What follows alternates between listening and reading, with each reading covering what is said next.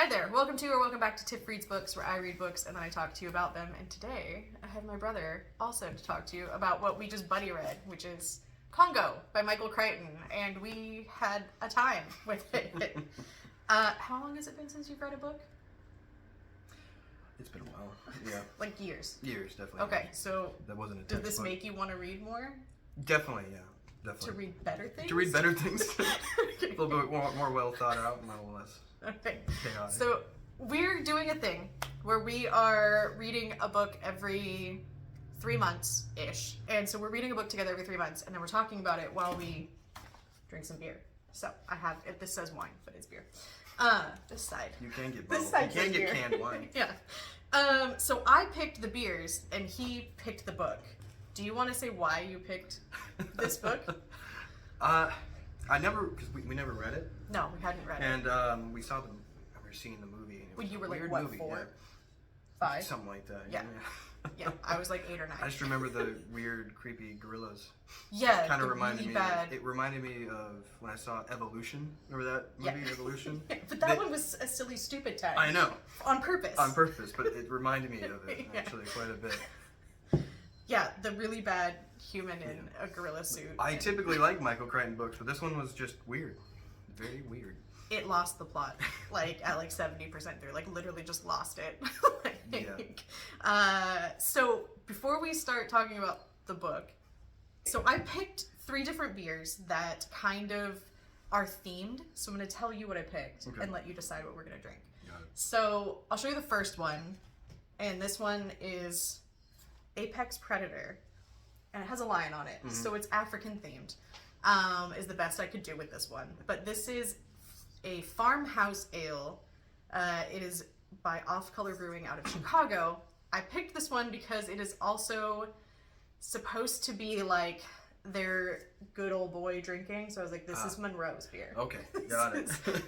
So this is Monroe's beer. Kind of a good old boy. Yeah, which we will get into. They also have secret techniques they list on the can, and that kind of went along with the mercenary thing. Yeah. So it's their secret techniques are free rise fermentation and prey selection. Free rise. Free rise. Okay. And prey selection. Prey selection. Prey selection. So, then I picked one that I thought was kind of the way that Crichton was doing Ross, which was kind of dirty. Yeah. And it's a rose gold beer. So I thought it was funny. This one is actually the one that's out of Washington, so this is one of the locals. This is Stillwater, which is out of Grand Mound, and it's vegan. Oh. So they use that special vegan yeast. It's not an animal. So this is I don't think you're gonna like this one, but I had to buy it. Where is it? It's wild ale with rose hips and hibiscus. I don't know what wild ale means. Like wild yeast? That's what I'm wondering. If that's what makes it vegan, I because guess. they didn't grow the yeast specifically for it. They just found it. I guess. So I don't know. I don't know what wild ale is. Is it Because sour? ale is not a plant. It was described on the label as kind of a sour, which is why I thought you might like it. That probably open fermentation and give it to collect the wild yeast. Yeah. Plus bacteria. Yeah, and all so those it's other like, things. yeah, we gotta be kind to those microscopic yeast. And then this one is a twist on a classic, right? Because the classic P&W beer is Mac and Jack's, which they normally is an African amber, but they didn't have any individual cans of African amber. So this is a Black Cat Porter, which is the twist on it, which, because my cover says this is a good old-fashioned thriller diller. Yeah. And then it says, somewhere else it says, but with a twist. Oh, no, so, it says that here too. Oh, yours says a thriller diller? Thriller diller, I've yeah. never heard of thriller diller. Yeah, so you can pick, because I picked the beer, you can pick which one you want to try. Let's start with Apex Okay, Predator. figured that would be the one. You want to split it because it's kind of big? Yeah. Okay. We can let it settle, and I think, trying to decide, I think we should probably describe the plot slightly. Okay. What exists. Whatever plot. So I can start and you can jump in. There's like 3 different plots. Yeah, so this is where I was very confused, I think, is from the beginning.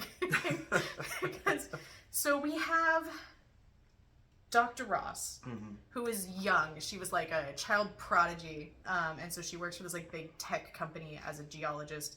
They build tech to mine expensive minerals, I thought mostly she was like a data diamonds. scientist. She's a geologist. She is a geologist, okay. But also she like is, you know, the manic pixie dream girl of tech. Yeah, okay. So she knows a little bit about everything. Yeah. Because she's that person. She's the only woman in the book, so she has to be every woman in the book. Yeah. So she is working for this company, and she's not the only woman. She's only a human woman. She's the only human woman, yes. So she's working for this Which I think big Michael tech company. Forgot that the gorilla is not a human woman. I think he did too. Yeah. Yeah, that got a little weird. So she's working for this company, and she like wants to be the best, and do everything. And she's like 23 or 24, right? She's really young. Yeah. And so they got this big contract, and they sent this crew out to Congo to look for these blue diamonds that'll do something fancy, which gets revealed later that was really dumb. And, at least I thought it was really dumb. Like, yeah. Quantum computing sort of stuff. Yeah. Fancy weapons. Oh yeah, like that part, yeah. In the movie, I think it was like quantum computing. Yeah. Is what Patrick was. I mean, that was the main point of it, but then they went on a tangent about faster weapons and lasers and stuff. Yeah.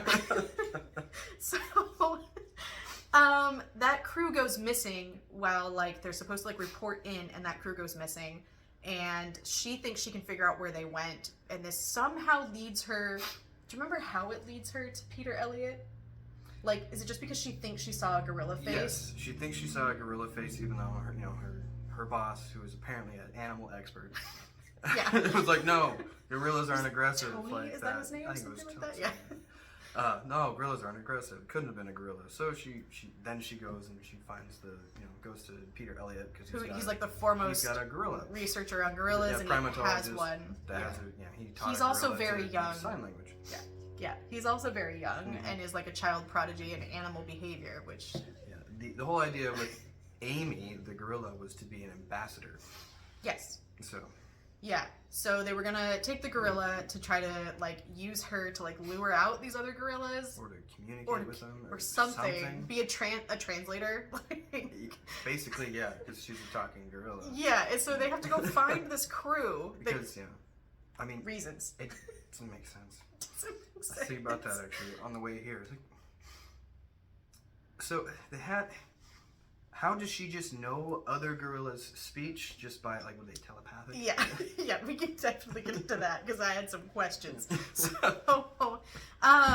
So Amy's never been raised around gorillas. She's like 8 years old. And she's been in captivity since she was like a couple of weeks old. Yeah, she was. Because she was found and sold. Found and then sold. Sold to a tourist. Yeah, who then brought her to a university and was like, do something with this. Yeah. So, I bought this thing. Yeah, so then Peter got researching with her when she was very young and got a grant from the tech company, which I didn't understand why a tech company would give a research grant to animal behavior, because I worked in animal behavior and getting grants is really hard, especially from tech companies. Yeah. So that was confusing. Well, yeah, because they're not quite a tech company though, they're an information company. Yeah. Right? Yeah. They mainly sell satellite imagery. Yeah, and do covert ops apparently. Of sabotage and planting weapons on people.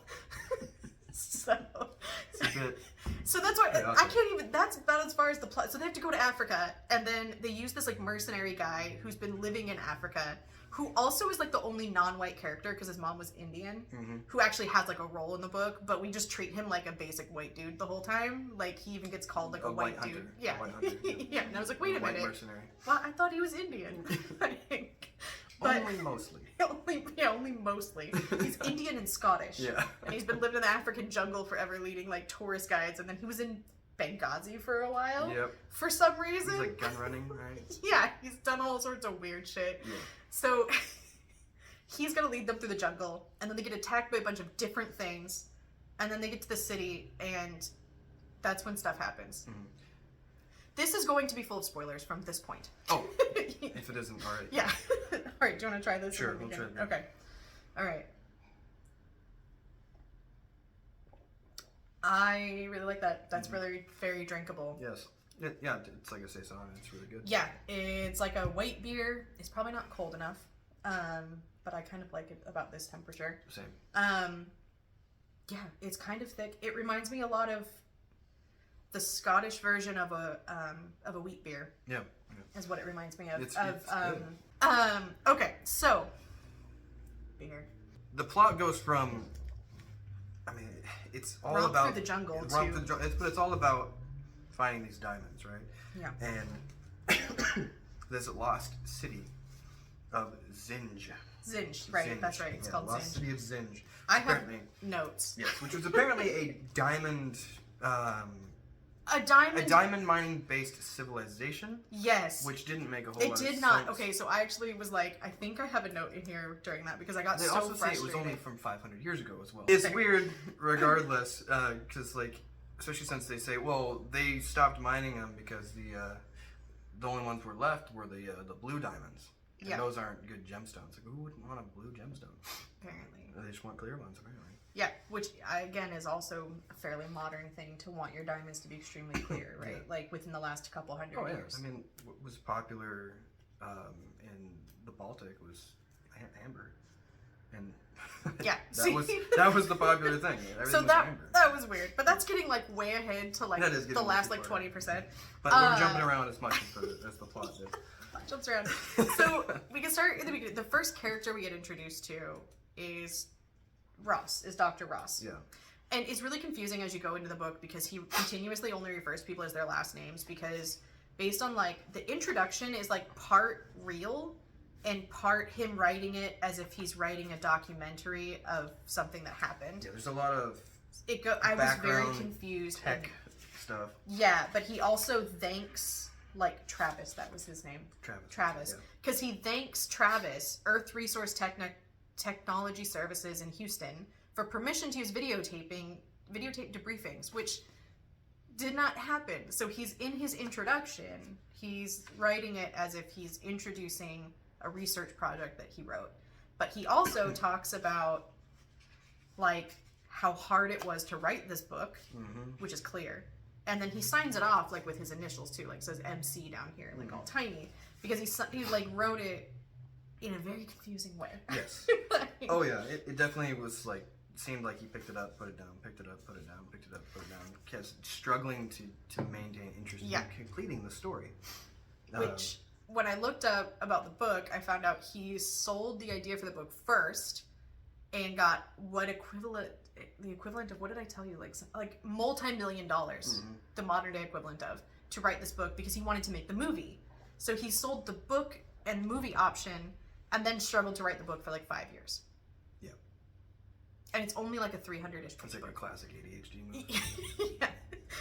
So, it does start off with, I did like the first sentence, which is only prejudice and a trick of the Mercator projection prevents us from recognizing the enormity of the African continent. Yeah.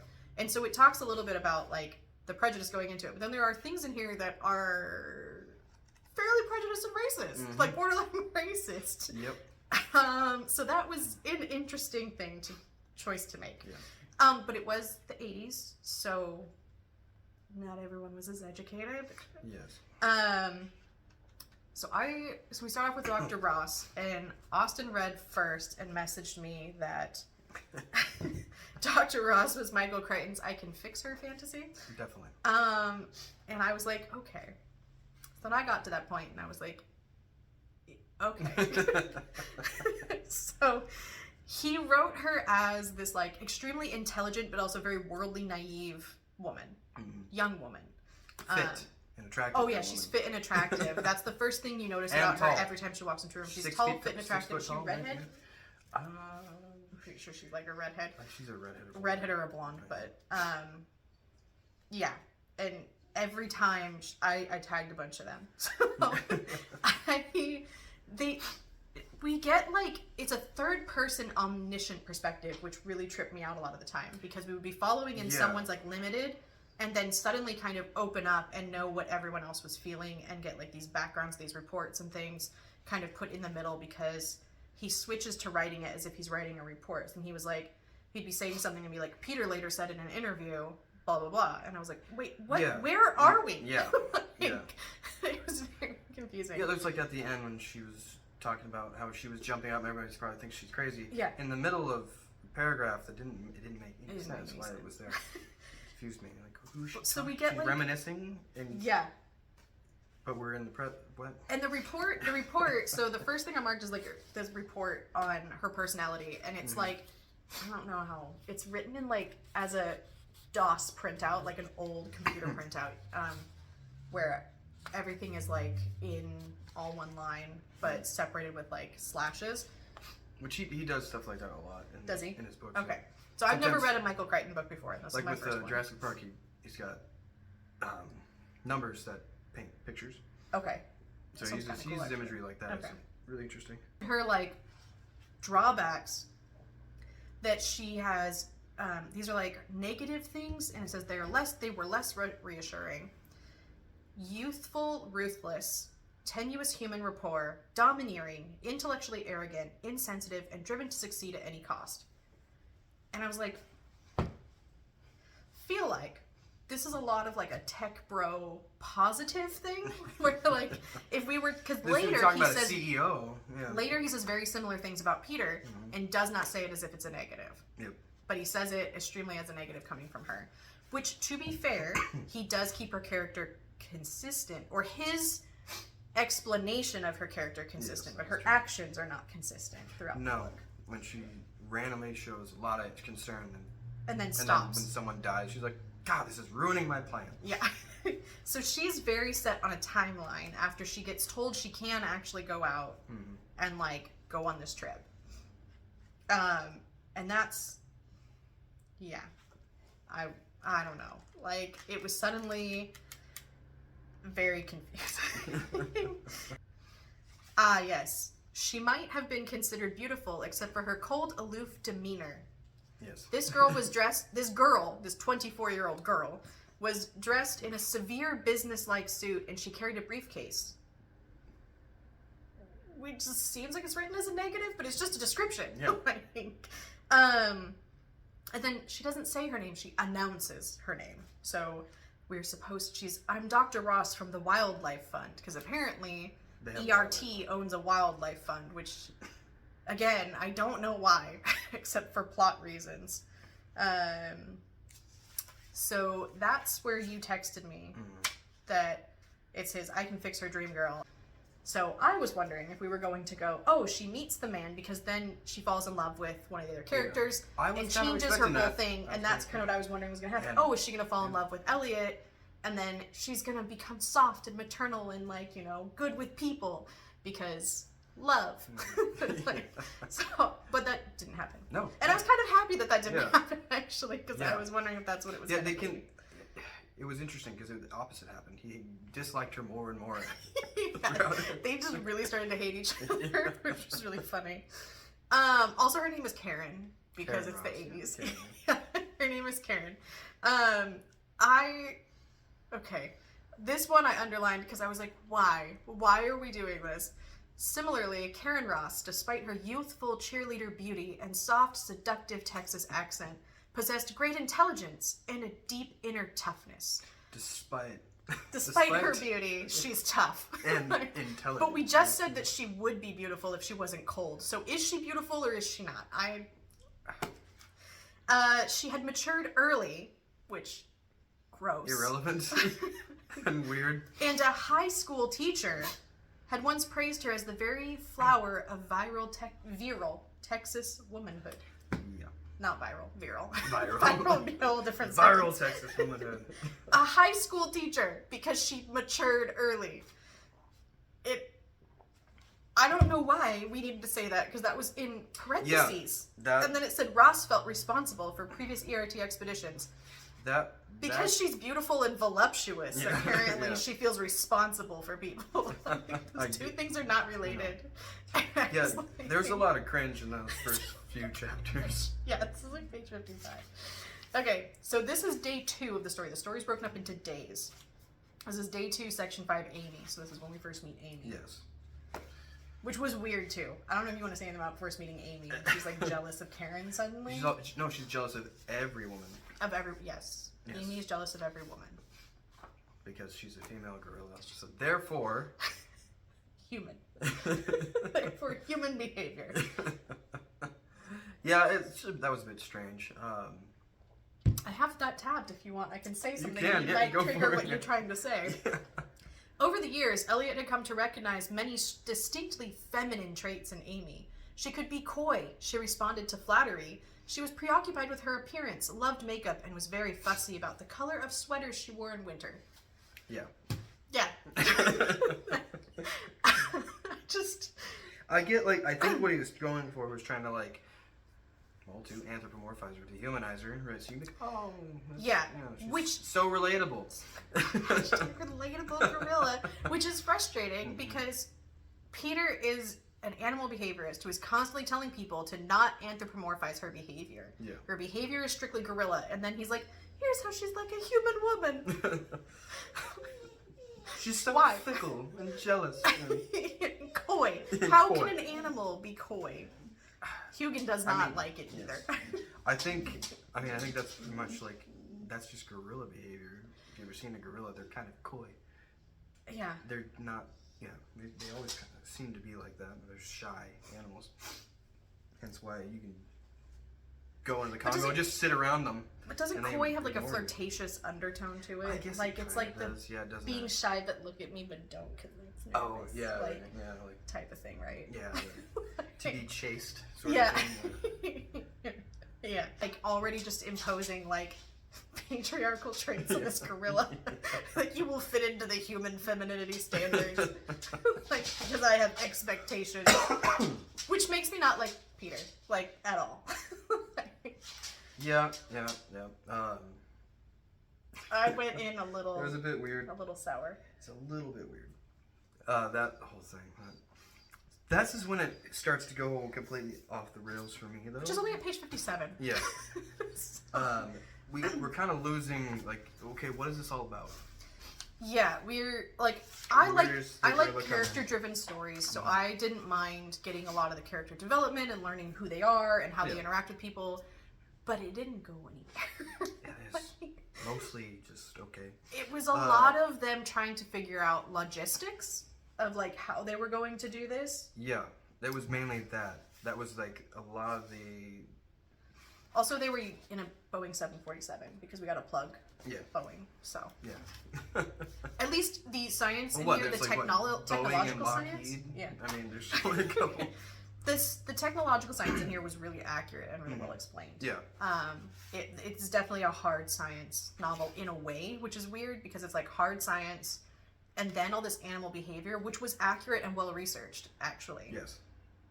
And then just weird. Mm-hmm. Like, he tried to do politics. Yeah. Of like tech development, like the politics of tech development is what he tried to do, and I don't think he did it well. I don't know if it's because it wasn't developed and it was just like scary Russians and Germans. Pretty much, yeah. Like, Cold War. It was 1980s. I mean, Cold War stuff. It was the Japanese, the Germans, and the Russians. Yeah, Japanese, Germans, and Russians. Yeah. Yeah. And also all of the civil war that happened in what is now, I think it's now the Republic of Congo. Yeah. Which was then Zaire. Zaire. I can't pronounce things.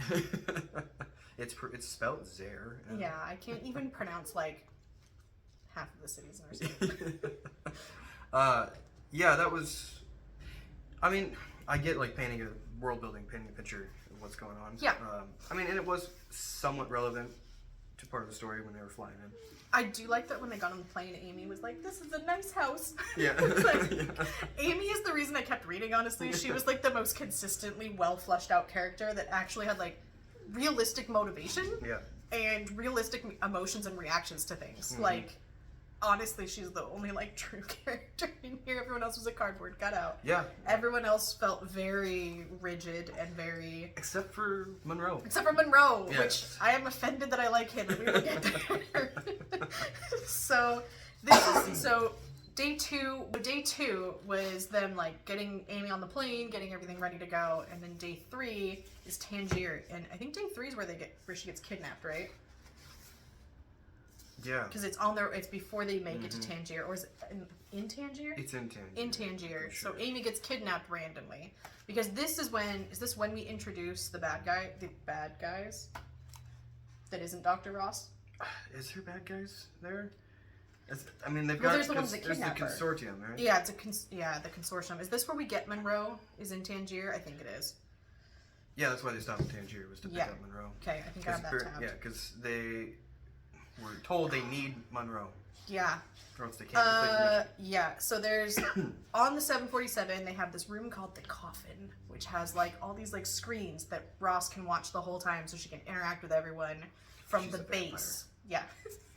From the base at home. I do like, the screen glowed. Travis.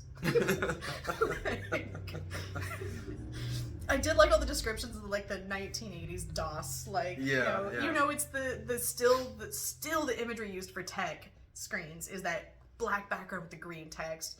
Yeah. Yeah, which no computer.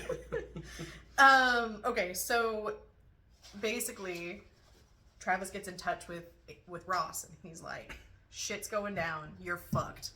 And so she's got to fix it. And it's because of this consortium that's trying to beat them to the Lost City, because whoever gets there first gets mineral rights. Apparently it's like first dibs because corrupt government. Yeah, so basically.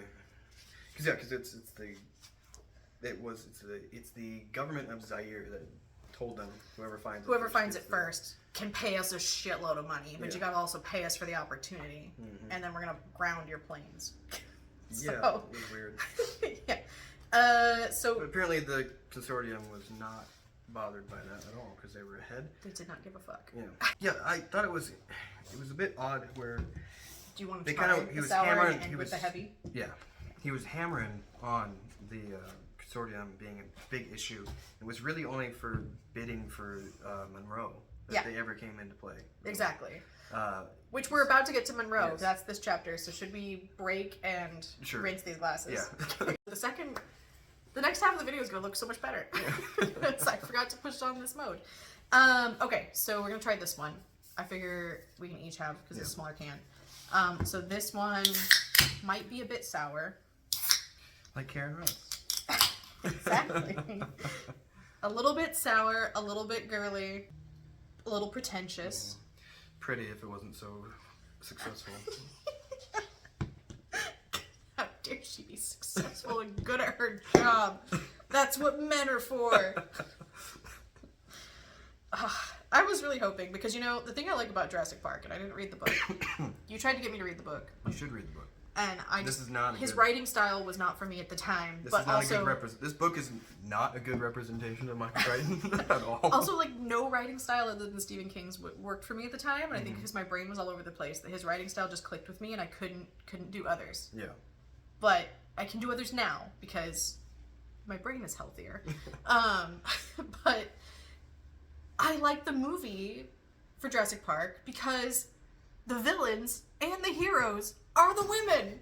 Because all the dinosaurs are female. Yep. And then the hero is a little girl who's good with computers. That's how the books are, too. Yeah, so I was hoping this was not going to be so blatantly misogynistic. Yeah. Which is funny, too, because you can tell he's not aware.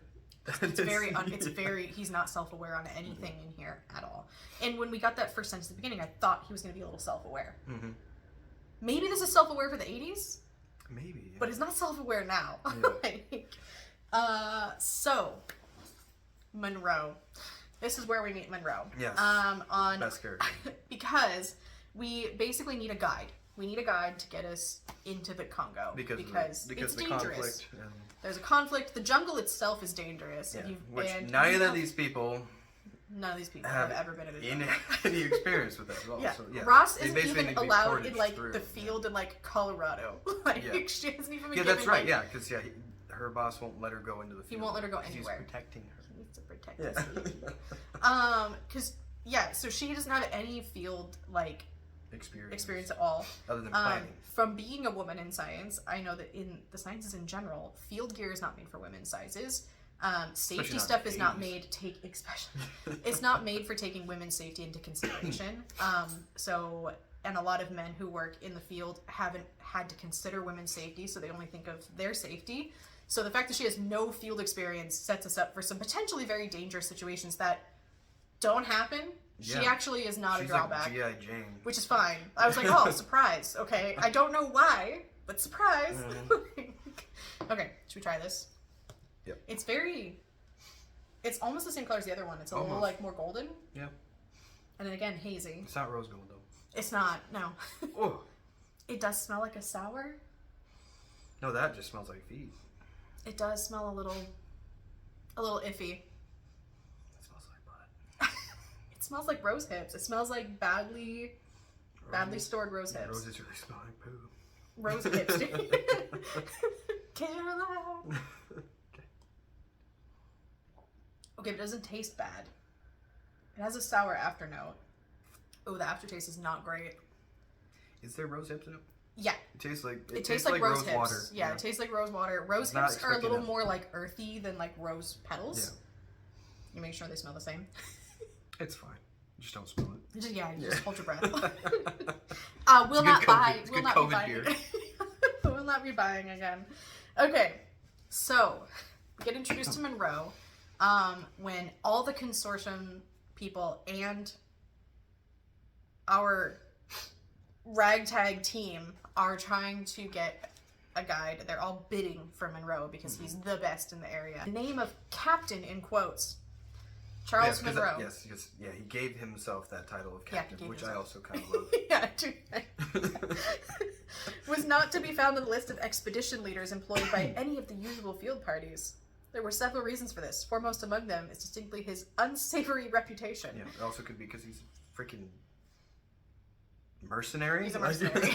Yeah. What kind of tech field research team needs a mercenary? So apparently all of them. The one thing I did, okay, so the more I read it, the more I was like, okay, Michael Crichton clearly does not like tech companies. He doesn't like science. He doesn't like technology. He doesn't like technology. He's definitely a Luddite, like in a lot of ways. Oh yeah.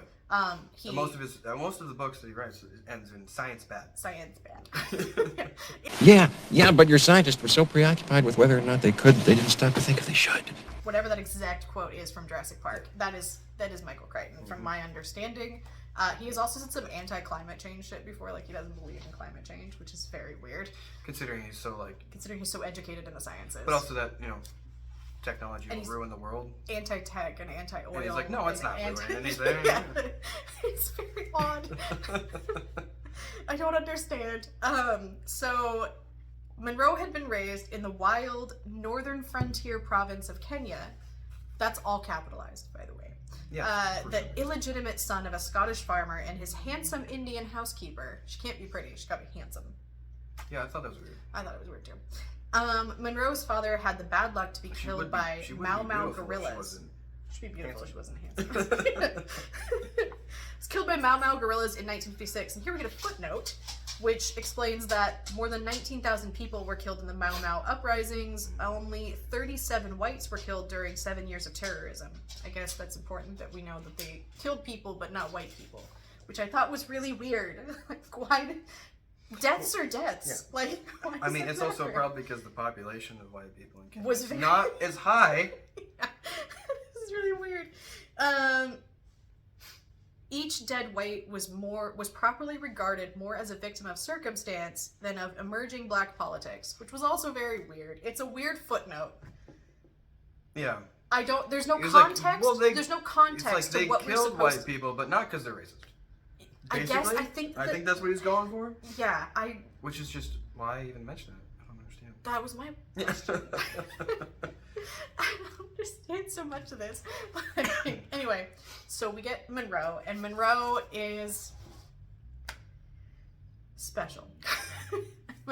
Monroe is your 1980s action hero character. Yeah. Like, he's your Rambo. He's your Arnold Schwarzenegger in any movie in the 1980s. Apparently he, in the audiobook, has the voice of the hunter from Jumanji, from the classic Jumanji. Yeah. I don't know anything about the modern ones. I refuse to watch them because of millennial nostalgia bait. So, I don't know. But Austin partially listened to the audiobook, and apparently the narration was terrible. So don't recommend. It wasn't the greatest. And it's very abridged. They use a lot of the subtext, which makes it make a little The bit more subtext sense. of the racism. The subtext, yeah. Or the history and... All the footnotes. All the footnotes and all of his tangents on... technology and how it advanced and evolved. Yeah, Evolved. because... no, because like he goes into just chapters based on... There's whole chapters based on technology, Yeah. technological advancements that I skimmed. I fully admit to skimming them. Which is interesting, right? Because... I was bored. Yeah, he goes, war at the speed of light. Yeah, we'll Yeah. get there. That was the whole last... The ending of this book. The whole last, like, 30 pages. It's gonna be is such a just long video. Wild. It's gonna be such a long wild. video. Okay, so we meet Monroe, and he's described as like basically wearing your like camo, like he's like playing. He's playing military. And yeah, he's your bushwhacker. Yeah. Like he's a real man's man. He might even use that phrase to describe him. I can't remember. Maybe. I think he does, Something actually. along that line. So we meet Monroe, and oh yeah, my note at the end of this section of this chapter is I don't know that I necessarily understand the complicatedness of what just happened, which means I purged it from my mind. And okay, right. So that's the scene where they're bidding for Yes. Monroe, and then there's like Ross has like some things set up with some hidden guns somewhere with her like tech company so that they can manipulate Monroe. But then Monroe decides he's going to go ahead and work with them, and then they all have to run out of the like bunker thing that Monroe lives in. So yeah. And then it gets shot the fuck up. Yeah. I was like, what happened? By the consortium. By apparently. yeah. I don't know why. Okay, so you didn't understand either. Yeah, because they didn't need him to begin with. That's why they walked out. Because they walked yeah, out so they during offered the bidding. him. They offered him a bid, and then Ross counter offered, and then they walked out. Okay, so that Very maybe quickly. so they got a phone did the call, shooting. and then they all left, and then they shot him. But you find out later it's because they didn't need him because they already knew where it was and how to get there. Yeah. Because so when that reveal happened, they stole the data from ERTS's. Yeah, there was lots of data skimming. Yes. Lots of like weird tech spy stuff. Yeah, but I not couldn't very tell well if it was supposed to be a explained. spy thriller or what. It wasn't well explained. It didn't know what it wanted to be. Yeah. But anyway, after this, that's when they go back, and then Yeah, so they we go. have another debacle with Amy. Yeah. Okay. So now we're on day 4. So Monroe agrees to help, and that's when Ross is like, "Oh, by the way, we hid a bunch of Czech AK-47s in your warehouse because we were gonna blackmail you." So that just kind of ends the chapter. Yeah. Monroe showed no surprise. You better get them out. The consortium undoubtedly has something similar in the works, and we've got a lot to do in the next few hours. That's why I didn't think it was the consortium that shot him up, because then it was like the consortium says that, he's like, the consortium's going to do something else. And I'm like, did they not just do that then? My neighbor's slammed the door. Yeah. I don't know. So now we're in Nairobi, on day 4. Chapter 6 is the Section 6 is kidnapped. So we'll just skip to that because it's a lot of weird data skimming and discussing about where this hidden city might be. And so in chapter 6, Which we already know where it is because that's where the where first the crew was that got attacked. So I couldn't figure out what we were trying Which to. I think we forgot to mention that. That's how the book started. Oh yeah, the book starts with like a bunch of people getting killed brutally, and I was like, oh okay, I'm here for this. Mm-hmm. Like, I read horror, I got this. Okay, let's go. And then it slowed the fuck down. So Amy gets kidnapped from the plane, right? From the They like plane. left her in the plane unsupervised. No. Oh no, there were 2 people with her. Elliot was with her, and he gets so. Did he get shot with She's a train? getting an injection for like a. Right, they went to like a doctor, and she had to get like vaccines. Yeah, to get vaccines because they're And going into the jungle. Vitamin injections, and because she wasn't going to be able to have the correct diet and all that. Yeah, I forgot about that doctor appointment. And then he gets jumped in the as doctor's soon as he office. leaves, he's not in the doctor's office. Is they were in the plane. They're in the plane where they have Amy at, and he was tickling her and didn't notice when they walk up behind him, hit him in the head hard enough to knock him out for minutes, and then tranquilize and steal a 8-year-old gorilla. Who they say she weighs only like 150 pounds. Yeah, I mean female gorillas aren't that big. Okay. But still, he did this, and nobody else in the plane, which they have a whole crew in the plane, didn't see it. Apparently. which didn't make any sense. Which, by the way, we kind of, because they ditched those 2 people as well, so we lose most of the crew after this. And then we gain other people. But the weirdest part here is, so big plot move, right? Amy, who's apparently going to be crucial in this expedition, is taken. Yep, just gone. And then they find her in 20 minutes. They find her in 20 minutes. Yeah. Because Ross implanted her with the tracker. Yeah. And also implanted Everybody. Peter with the tracker. Yeah. So. Everybody that took a pill. Yeah. Which I think would only stay in you for maybe however 24 long hours. your digestion. Yeah. I thought it was an injection. I thought she said it was a shot that you got. No, it was the vitamin pill. Oh, I thought it was the vitamin injection. Okay. But first Ross has to get on Elliot's bad side by announcing in front of the plane, "We'll leave without her," because she magically knows the plane is bugged. She has a wand that she's finding. Did she have a wand? It Yeah, wasn't she had a really wand. explained that she had a wand. She has a wand. They say it real quick, and then the plane's bugged, so she does this whole thing about how they're just going to leave him behind with the gorilla, and they were just a distraction. Yeah. To confuse the consortium. But this is the weirdest part: is this whole thing was pointless because it didn't slow him down, and they found her very quickly. It didn't advance the plot. It didn't do any character development. It was superfluous. It did nothing. It was completely superfluous. Honestly, it should have been on the cutting room floor. I feel like he did this. He's gonna go off on a side thing and make the book a lot longer, and then decided not to. And then the whole thing didn't get cut. Just part of it got cut. Part of it, which he should just cut the whole thing out, and they should have just left. We didn't need it. It was completely pointless. Yeah, because I was sitting there going, "Oh my God, Amy was kidnapped. Are we gonna have to go on a gorilla hunt?" Yeah. Also, how is Karen Ross so well connected that she can just, in a few minutes after he is knocked out and comes back, she's got a helicopter waiting to go hunt down the gorilla. She's never been in the field It's before. a police helicopter. Oh yeah. Too. Yeah. So they can control the police in this particular city. Mm-hmm. I don't know how. Oh, she's blonde. I found the thing. Okay, yeah. Yeah, I found another description of her being unattractive but hot at the same time. So, that's how she's described. It's her cheerleader looks. She's so hot, but she's so unattractive. She's so hot. She's so stern. It's this. Oh, this is when. Because I think it's when they're leaving. I don't remember what's happening in this scene, but it was. Karen Ross did not look back at him as she walked. She twisted knobs on one of her black electronic boxes, trying to establish a signal. Oh yes, so this is when Karen starts getting obsessed with getting the fastest route, and this becomes her hyper fixation.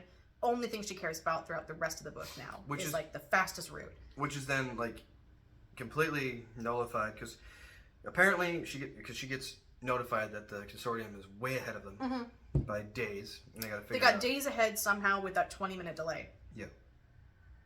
So.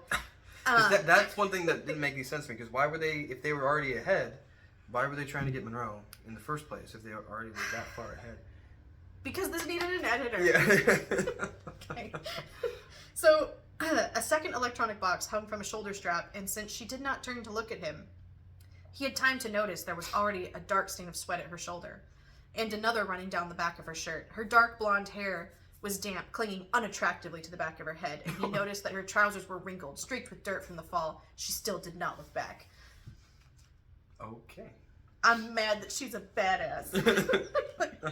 She's doing better in the jungle than me. Oh, because we're on day 5 now. So this is day 5. Okay, so I did skip a thing. Okay. This is when they finally get to Zaire.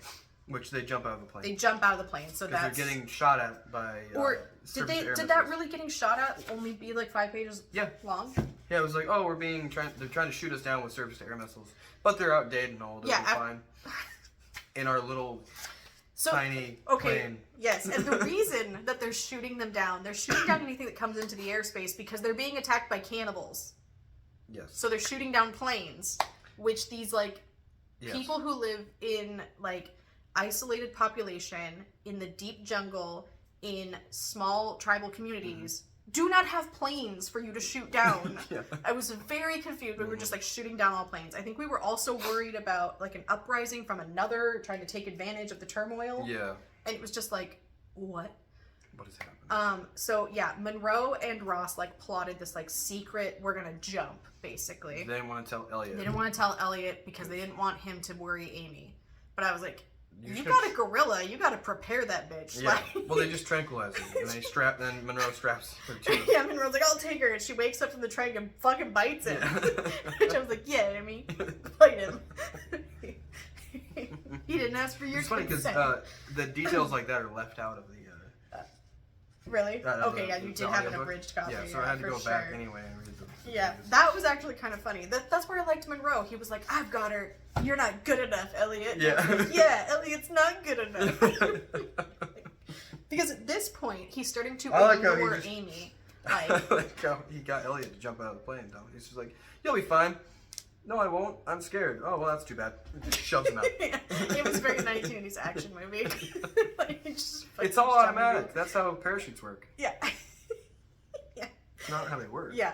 I did. This is when like Peter starts like ignoring Amy a lot here. And it's like, you're her comfort person. You were like the only person she knows here. And now he's like ignoring her because she's in a place she's never been in her like adult life, like her juvenile life, her adolescent life. Like she's never fucking been here. No. She was like, adventure, She's okay. never And now interacted she's with like, Other I gorillas as well, which miss my bed. Yeah. Like teenage shit. I miss my bed. I miss my TV. Take me home. I also liked that during their flight, because he's constantly harping on how she's delicate, her health is always a Yeah. really big concern, and he's like, gives her Here, have a cigarettes. cigarette and a Yeah. champagne, glass of champagne or a gin and tonic or Yeah. something. That was really funny. Yeah. I was like, wait, this is so 1980s. Yeah. We're just like, yeah, here, have a cigarette, calm yourself. What? Forgot about that. Mhm. No, so But yeah, he starts ignoring her, and so she's like pestering him. She's like, pay attention to me, pay attention to me, pay attention to me. And he gets more frustrated because he's like big mad at Karen for existing. Yeah. She's like trying to do her job, and she's like, I'm gonna do my job, you do your job, which is taking care of that gorilla. And he's like, no, I'm gonna try to do your job. And she's like, run the computer. Which he can't. Mhm. Yeah, so that's why he was like so mad that she was sweaty but still hot. Like, her hair was unattractively clingy, but she was still hot. That's a weird sentence. But that her hair It was unattractively clinging to the back of her head. Yeah. Women can't be sweaty and dirty, Austin. One of the big things that confused the hell out of me was, so she's getting them all down to 40 pounds of gear, right? Mm-hmm. They have boats. Boats? Oh, right, Oh, I for forgot the the river. inflatable boats. They have Yeah, we haven't gotten to the inflatable hippo boats. attack yet. Yeah. There's a hippo attack. That actually was a fun scene. I liked that scene. Yes. I was enjoying myself during that scene. I forgot But- about that. They just kind of pull boats out right out of their butts.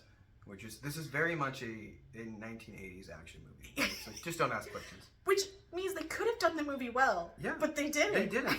There was nothing we like could have this had at a all. really fun movie that was like just a stupid, like silly, goofy action time. Mhm. And instead we got They could have something hired weird. Schwarzenegger for Monroe. Like I would watch that now. Let's make this movie again. Yes. But better. Go with the books. Go- Random ass plot. Follow- Maybe yeah. streamline it a little bit so it makes Yeah. sense. But Take some shit out. Take out the kidnapping scene. Yeah. Or expand it and make it a mini series. Mhm. Whole episode on Amy getting kidnapped. Yes. And that explains the 40-hour delay because I don't know how 20 minutes made 40 It hours. wasn't even 40 hours. It was like several days. Right, until They Monroe ma- figured out the jumping out Yeah. the plane. Monroe was the one who figured it out, which Yeah. was weird. It's Michael Crichton's Yeah. anti-technology. Yeah. His computer, her He computer used program. the computer though. Yeah, but he's So supposed to apparently be a he knows it better than her. because he's a man's man, and she should have been a beauty queen. Yeah, I guess. But instead, she went into tech, which is unattractive. She's determined, therefore unattractive. Okay, so there's some sort of camp they stop in. Karen gets really upset because they stop. She's like, we can't stop, and Monroe's like, bitch, you want to be in these woods at Can't night? stop here. It's the bad country. She's like, we can't stop. We gotta make time. And he's like, woman, do you want to go through the jungle at night? Because I don't want to go through the jungle at night. And she finally concedes a little bit, which that's where I kind of was like, okay, we've taken her from being like intelligent, having situational awareness, like with the bugging thing, the knowing to immediately check the plane for bugs, to her just not caring about anything except for that timeline. Tunnel visioned. Yeah. Which, I mean, it does describe that in her personality report. So. But it did it very, like, it was a hard right turn. Yeah, she's, like, concerned and everything. Like, she showed a lot of concern. I can do both. Hard right turn. A lot of concern to save Amy. Yeah. But then she's suddenly like, no. Yeah, because we have to do the anti-maternal thing. Yeah. She can't be maternal. Yeah. Because Amy's starting to act like a human child, where she has wants and needs. Mm-hmm. So therefore, we can't do that, because Karen is a bitch. Yeah. So, we're almost halfway through the book at this point, and I was like, when is something going to happen? Yeah. It was very much just bizarre stuff, like random shootings and random missiles attacks. Yeah. Yeah. And then we're gonna get into random cannibals. Yes. Around this point, I think. No, we're gonna get the pygmies. Oh, right, the pygmies. We get the pygmies first. Mm-hmm. Also, another weird tangent that we didn't do anything with. Other than be like, oh, here's one of the original party members. He's catatonic. Mm-hmm. Yeah, I don't even need to go into that, because that's basically what happened. Yeah. They were, like, going along the stream, and suddenly this dude shows up, and Monroe knows how to speak to him. Yes, he knows the pygmy language. He knows the pygmy language, and... I mean, that's why they need him, right? That makes sense. At least it makes sense. He knows Swahili. He knows... Yeah. He knows pygmy, his trade, okay? He's good. He's good at his job. He is apparently the best, unofficially. Unofficially. Okay. This is where I did start to like Monroe, right? Because Amy's getting stressed. So this is before the pygmies. We're in the rainforest, and Amy's getting stressed, and Peter cannot fucking deal. Like, his perfect little child is not being a perfect little child right now, and he is very upset. So Monroe is like trying to explain to Peter that we're her troop, and Peter's like, no, she doesn't have a troop, and he's like, she's a gorilla. Her instincts are to make a troop. Mm-hmm. We're her troop. Fucking act like her troop. Yeah. I was like, oh, Monroe's like the dad of the party. Yeah. He's party dad. Yeah. He's also apparently knows gorillas better. He knows gorillas better than the primatologist. Yes. Which, again, is the anti-scientist thing, right? Yes. It's the whole like people who actually live it know it. Which I was like, okay, I could actually get behind that. Yeah. Peter knows this one gorilla really well. Yep. Monroe has been around other gorillas and other people who have been around gorillas, and he has listened to people, because Monroe actually is really good at listening to people. Yes. Which I was like, okay, I can be on board with this. So he's like trying to negotiate with Amy, and he's like, come here, and then I will tickle you, because they're trying to get Amy to cross a stream, I think. Yeah. Because gorillas, there's this whole thing. I don't know how accurate it is. I'm assuming it's accurate. About gorillas not even wanting to cross small streams, because gorillas sink, which does make biological sense. They're dense. They're very dense. So they won't cross water, so they have an innate fear of just water, which horses are kind of the same way. It's very hard to get a horse to step into a puddle, because they're pretty sure it's a black hole that's going to take them to a parallel universe. So I understand that from an animal behavior perspective. But I like that. So he does that, and Amy just runs up to Monroe, and she's like, yay, attention. Because Peter had been ignoring her. So very sassy Monroe turns to Peter, and he's like, you see, Professor, because he started calling him Professor to be a dick. Nothing to it. And then they just start moving again, and I was like, I kind of actually like this. I really liked snarky Monroe. Mm-hmm. Like, just very sassy. Yes. Like, it made me happy. We get to the Dancers of God. Do you remember what that section was about? He was a light-skinned man, about 4.5 feet tall. Oh, yes, yeah. Oh, this is a big reason. Which I thought it was weird that he's light-skinned. Is it light-skinned in what? Like, what's relative to what? Yeah. You're just about a man. It's a man. It's a man. He's a tiny man. Yeah. He's small. Because he's light-skinned, but I'm lighter-skinned than him. Mm-hmm. So, relative to what? Okay. And then, so the pygmies start talking about how the gorillas are bad, and the gorillas will, like, kill them. And Peter's like, no, you guys are wrong. And I'm like, maybe they're talking about a different, like, a specific troop of gorillas. Maybe the ones that you were like, hey, there's this video of this thing that looks like a gorilla killing people. Yeah, maybe those ones. Maybe those ones. Because he's so convinced it's a new species of ape. No, he's convinced it's a fucking cryptid. That's true, yeah. Later on, he's like, no, it's Bigfoot. Yeah. Must be Bigfoot. Couldn't be a gorilla. And Monroe's like, you what? Monroe's the only sane person in the group. He is. Yeah. Him and Amy. Yeah. Honestly, that's the only reason I gave this a 3. So we do the bit where we like go with the pygmies and we got this catatonic man, and the only thing he'll respond to is that Peter smells like a gorilla and he starts like screaming for his life. And then we just leave. Yeah. Right? Yeah. We didn't get anything out of that. Nothing out of it other than like what Other we than- already other know. than that dude is terrified of gorillas. He's Like, been the harping on survivor, it the yeah. whole time that it was gorillas. Yeah. It was gray gorillas. But now we have some evidence, and we still can't convince the scientist, because the lack of science in this scientist was killing me. Mm-hmm. Like, he was like set in his ways and determined. He's more of a zookeeper than he is a scientist. Yes, because he was like set in like, I know gorillas, which I have that highlighted too. I know them. They don't do this. Okay. Except when they do. Except you're being like fed evidence of an alternative hypothesis, and you're like, no. Nope. Which is not how science works, and I was very upset. Well, it's not gorillas, so it must be Bigfoot. Yeah. All right, we're on day 7, which is Mukenko, which starts in Kiboko. I think that's how you pronounce that. That looks like it. Sounds like it's. We start with Monroe, because now we're basically kind of Monroe's perspective, but also third person omniscient, because we're doing this. This is a report of an event that happened thing. This is the hippos. Yes. This is the hippos. So they realize they're now, I think this is where they're now 40 hours behind. Yeah. But if they take this river that is unnavigable and super dangerous because of the waterfalls. Oh, don't forget about climbing over a volcano. Oh, yeah. We haven't got to that yet. Yeah, that's great. They're gonna raft down this river. With their gorilla. With their apparently 1 pound rafts. Yeah. They're 1 pound whitewater rafts. There are 3 of them. I don't know if you've ever been on a raft before, but they're not light. I've been in an inflatable kayak. That was like a 3-person kayak. And that was not light. No. It was like 15 pounds. A whitewater raft, because these are rafts. Yeah, they're not even like inflatable kayaks like what I was in. They're heavy. Yeah, heavy. And they get attacked by hippos. Which they're trying to avoid, and I was actually like, okay, so I marked this because I was like, this is fun. These are heavy duty rafts too, because a hippo bites it and it just leaks air. It Yeah. doesn't explode. So I liked this because a lot of people, I think now more people know that hippos are dangerous, but at least like when I was a kid, people were like, hippos are the horses of the African waters. Like, Yeah, if horses hippos were... are dangerous. Like, they are like herbivores, but they're violently territorial. And You're gonna mix a horse with Michael Myers? yeah. Did I ever send you the article about the politician in like I think it was the late 1800s that proposed that we transport hippos from Africa to the Mississippi River so that we could like grow them as food? And someone wrote a response to it, and they're like, yes, let's bring an angry armored tank and use it as a food source.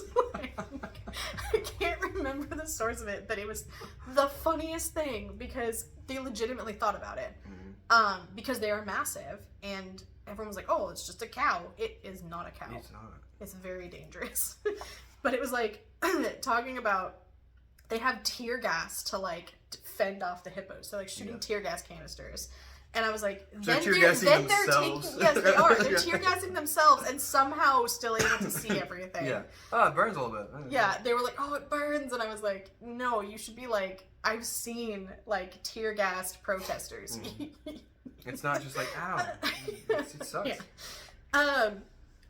So they're like tear gas the hippos, and then the hippo like disappears because they go underwater. Which, yeah, I don't think the tear gas would be that effective because they just dunk underwater and flip your boat. And that's what happened. Yeah. Suddenly the front of the boat bucked up and the hippo roared and Ross screamed. Only Ross. Yeah. Nobody else screamed. Kahiga, which is now one of... Okay, so we did pick up these three... Porters. These three porters, or is there 6?